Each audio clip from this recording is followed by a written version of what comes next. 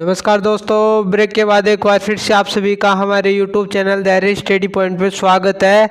पिछली वीडियो में हमने काफ़ी कुछ डिस्कस कर लिया था, 16 महाजनपद देख लिए थे और उनकी राजधानियां देख ली थी। आज अपन इनका वर्णन करने वाले हैं क्योंकि आपका इससे जो ये 16 महाजनपद है उनसे संबंधित बड़ा क्वेश्चन ही आ सकता है। क्वेश्चन आएगा 16 महाजनपदों का वर्णन करो, 16 महाजनपदों का विस्तार से वर्णन करो। इस प्रकार क्वेश्चन आएगा 20 नंबर का। ठीक है, तो स्टार्ट करते हैं वीडियो को। यदि पार्ट 1 नहीं देखा है तो उसको भी देखें। ठीक है, स्टार्ट करते हैं। 16 महाजनपदों का वर्णन निम्नलिखित किया जा सकता है। पहला महाजनपद अंग। ठीक है, हमने उसमें ट्रिक देखी थी, क्या देखी थी? इसकी राजधानी क्या है? चंपा। ठीक है, अंग महाजनपद वर्तमान बिहार के मुंगेर और भागलपुर में फैला था। ठीक है, यहाँ पर विशेष बात आप ध्यान में रखना कि जितने भी ये महाजनपद आप देखते हो ये सारे के सारे उत्तरी भारत में फैले हुए थे। ज़्यादा से ज़्यादा है ना जो उत्तर प्रदेश और बिहार और इन एरियो में, क्योंकि उत्तर प्रदेश उत्तराखंड से गंगा नदी निकलती है और उत्तर प्रदेश बिहार उसके बाद में है ना जो पश्चिम बंगाल होती हुई है ना जो बंगाल की जो खाड़ी है वहाँ पर जाकर वो गिर जाती है। तो यहाँ पर जल का स्रोत होने के कारण ये सारे के सारे जो महाजनपद हैं वो बसे।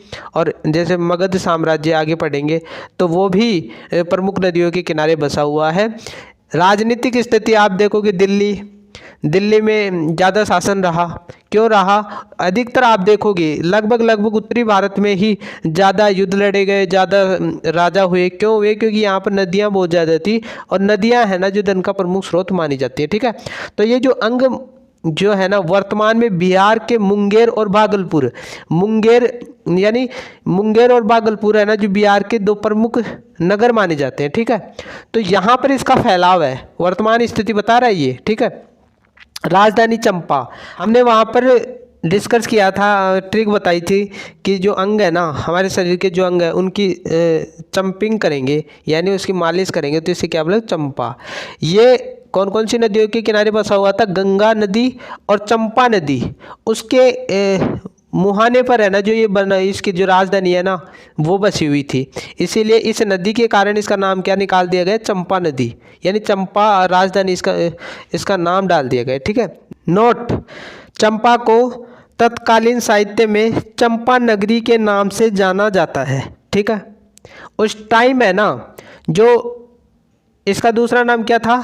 चंपा नगरी, यानी चंपा नगरी के नाम से जाना जाता था, जो भारत की प्रमुख नगरियों में से एक है। ठीक है, यहाँ के लोग दूर दूर के देशों में व्यापार करते थे। ये जो चंपा नगरी है यहाँ के लोग है ना जो विदेशों से व्यापार करते थे वहाँ के लोगों से। ठीक है, आगे बढ़ता हूँ। मगध साम्राज्य वेरी इंपॉर्टेंट है। ठीक है, मगध साम्राज्य, मगध का विस्तार बिहार में गया और पटना के जिलों में फैला हुआ था। अब आप यहाँ पर देख पा रहे हो कि ये जो बिहार है वापस बिहार आ गए ना, क्योंकि यहाँ से गंगा नदी निकल रही है और ये सारा का सारा क्षेत्र जो उत्तर पूर्व वाला जो क्षेत्र आप देख रहे हो ये सारा का सारा उपजाऊ क्षेत्र है, क्योंकि यहाँ पर बहुत सारी नदियाँ हैं। ठीक है, तो बिहार के 2 जिले हैं, गया जहाँ पर महात्मा बुद्ध को ज्ञान प्राप्त हुआ था, इसके बाद में उसका नाम निकाल दिया गया बोध गया। ठीक है, और पटना बार बार सुनते हो। ठीक है, इसका बाद में पाटलिपुत्र नाम पड़ गया। तो ये 2 जो जिले रहे यहाँ पर मगध साम्राज्य का फैलाव था। ठीक है, बिहार में। ठीक है, अब मगध साम्राज्य के उत्तर और पश्चिम में, सॉरी थोड़ा सही कर लेता हूँ मैं इसको, यानी मगध साम्राज्य के उत्तर और पश्चिम में गंगा नदी और सोन नदी मिलती है। ठीक है, तो इसकी स्थिति बता रहा है कि मगध साम्राज्य की स्थिति कैसी है। तो इधर तो एक गंगा और नदी और सोन नदी आ गई और पूर्व में है ना जो चंपा नदी आ गई।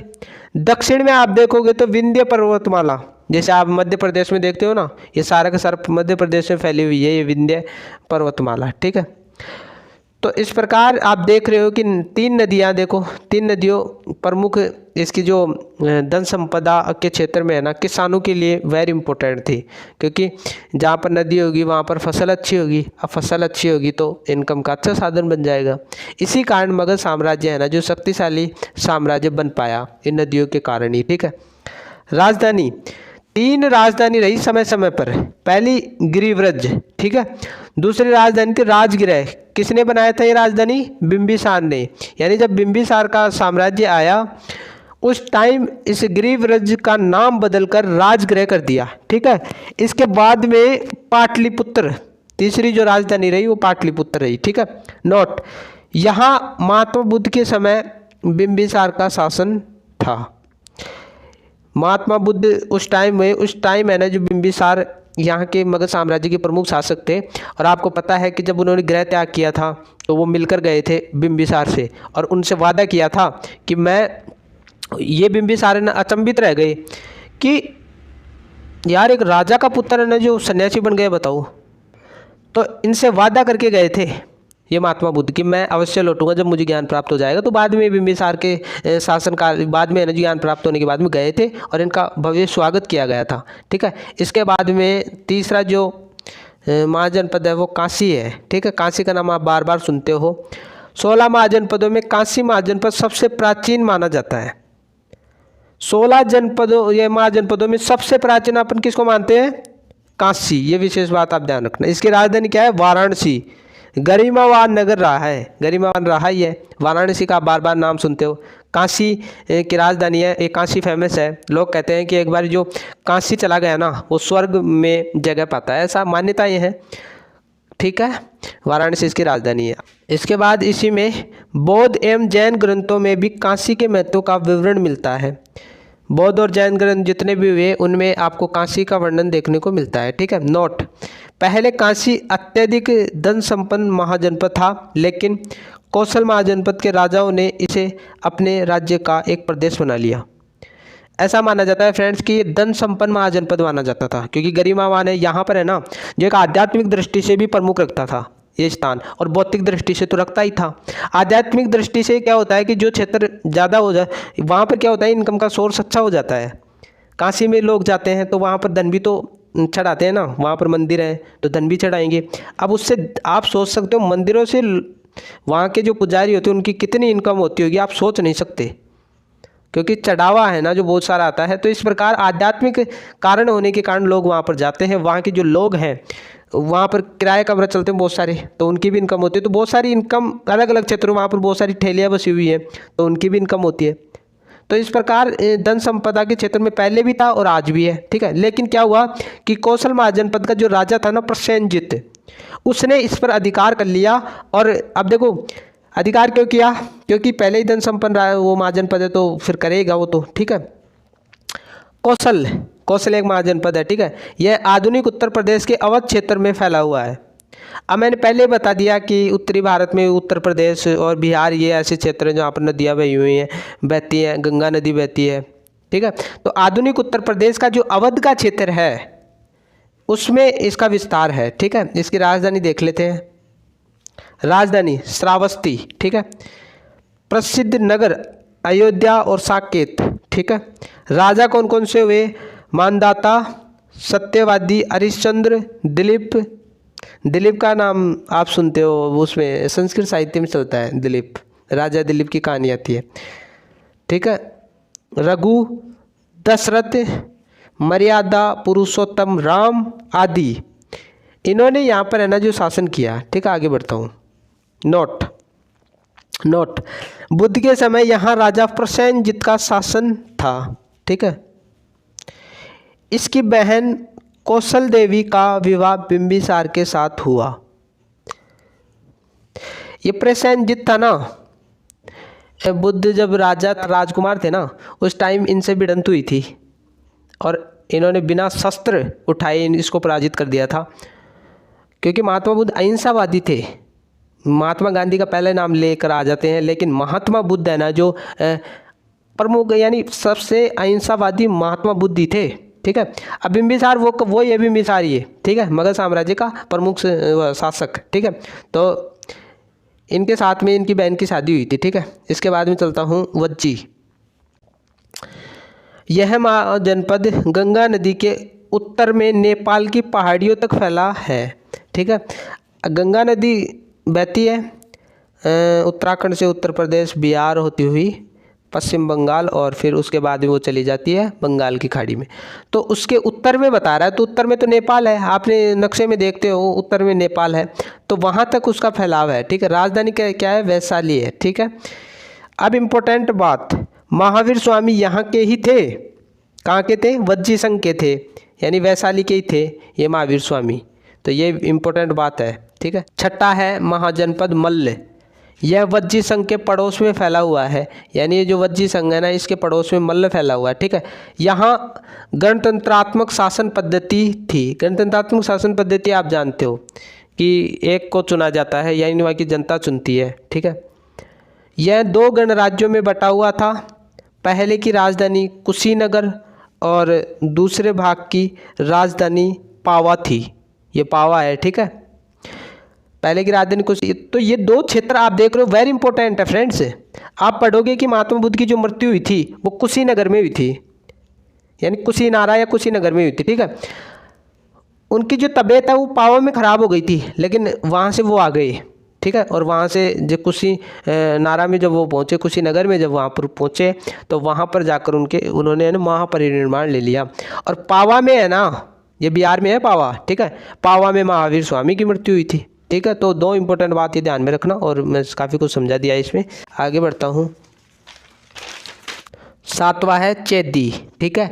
चेदी यमुना नदी के पास आधुनिक बुंदेलखंड में फैला हुआ था, ठीक है। ये भी देख लो, नदी के किनारे फैला हुआ है ना यमुना नदी।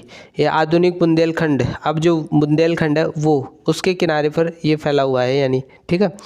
राजधानी क्या है, शक्तिमती। चेदी के मत्स्य जनपद, यानी राजस्थान का जो मत्स्य जनपद है उसके साथ मैत्रीपूर्ण संबंध रही, यानी दोस्ती रही इन दोनों की, ठीक है। मत्स्य जनपद और चेदी के बीच में, ठीक है। क्लियर हो रहा है।